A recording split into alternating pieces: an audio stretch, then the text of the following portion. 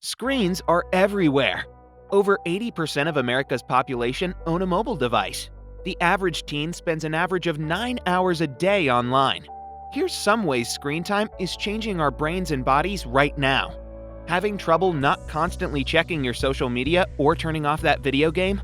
Like sugar, screens flood your brain with dopamine, the same feel-good chemical released when people do cocaine and heroin. When your brain connects behavior to dopamine release, it wants you to do it over and over again. This is how addiction is formed. Because of dopamine, we want to be on screens all the time. But ironically, researchers have learned that the more time teens spend online, the less happy they say they feel. Teens who spend 5 or more hours on screens are nearly 50% more likely to report being depressed than teens who spend 2 hours or less. Ever find yourself struggling to fall asleep at night after being on your phone? The light from your cell phone tricks your brain into believing it's daytime and suppresses melatonin production. Melatonin is a hormone used at night as a sleep signal for your body when darkness occurs.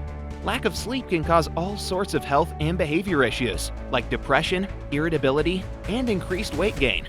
You ever feel stressed and exhausted after a major video game session?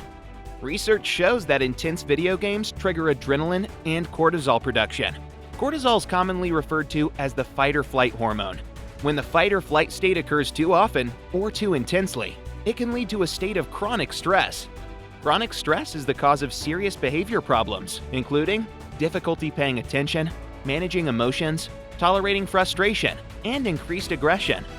The more time we're on screens, the less physically active we are, which can lead to weight gain and obesity.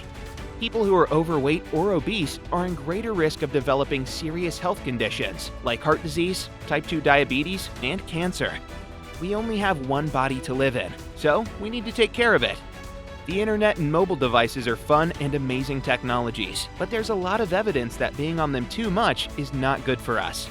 We need to use them responsibly and have a healthy balance of screen and non-screen activities.